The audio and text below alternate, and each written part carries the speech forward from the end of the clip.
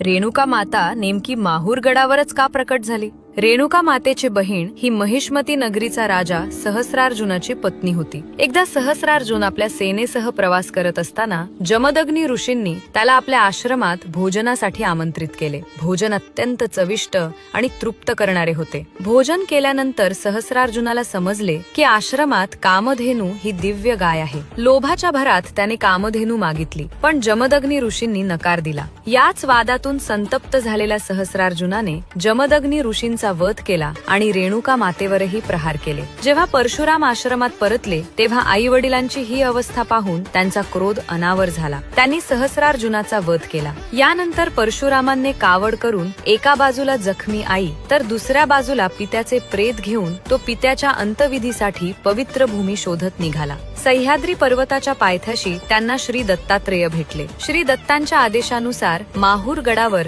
जमदग्नी ऋषींचे अंत्यसंस्कार करत असताना माता रेणुकाही त्यांच्या पतीसोबत सती गेल्या. हे पाहून परशुरामांवर दुःखाचा डोंगर कोसळला. काही काळानंतर परशुराम पुन्हा माहूर गडावर आले. त्यांना आपल्या आईची तीव्र आठवण येत होती. तेव्हाच आकाशवाणी झाली, तुझी आई हळूहळू भूमीतून प्रकट होईल, पण तू मागे वळून पाहू नकोस.